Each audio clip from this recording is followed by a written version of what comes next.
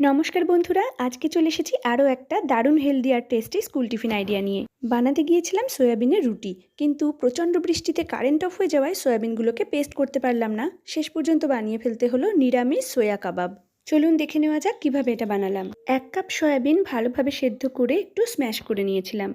এর মধ্যে নিয়ে নিচ্ছি খানিকটা আগে থেকে ভিজিয়ে জল ঝরিয়ে রাখা চিঁড়ে। এরপর এর মধ্যে দিয়ে দেব স্বাদমতো লবণ আর ব্যবহার করব কিছু সাধারণ ঘরে থাকা মশলা, যার মধ্যে দিয়েছিলাম জিরের গুঁড়ো, কাশ্মীরি লঙ্কার গুঁড়ো, গরম মশলার গুঁড়ো আর কাসুরি মেথি। বাইন্ডিংয়ের জন্য দিয়েছিলাম 1 চামচ কর্নফ্লাওয়ার। সব কিছু হাত দিয়ে একটু ভালোভাবে মিশিয়ে নেব। খানিকটা মেখে নেওয়ার পরে এর মধ্যে দিয়ে দেব জল ঝরিয়ে রাখা 2 চামচ টক দই। টক দই দেওয়ার পর আবারও সব কিছু ভালোভাবে হাত দিয়ে মেখে নেব।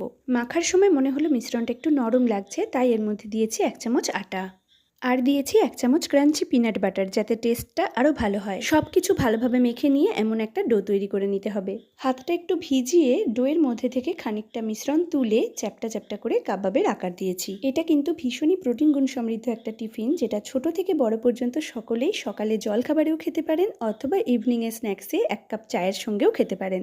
একটা লোহার ফ্রাইং প্যান গরম করে নিয়ে এতে একটু তেল ব্রাশ করে নিচ্ছি। তারপরে একটু ওপর থেকে জিরে ছড়িয়ে দেবো। এরপর একে একে কাবাবগুলোকে সাজিয়ে দিয়ে কম আঁচে বেশ কিছুক্ষণ ধরে এপিট ওপিট ক্রিস্পি করে ভেজে নেব।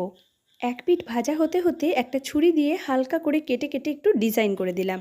টেস্টের সাথে সাথে দেখতেও কিন্তু ভালো হওয়া চাই, তবে তো বাচ্চাদের মন ভরবে। এক পিঠ ভালোভাবে ভাজা হয়ে গেলে এগুলোকে উল্টে দিয়ে অপর পিঠটাও ভেজে নেব। আপনারা এগুলো ছাঁকা তেলেও ভাজতে পারেন, আমি টিফিনে দেবো বলে কম তেল ব্যবহার করেছি।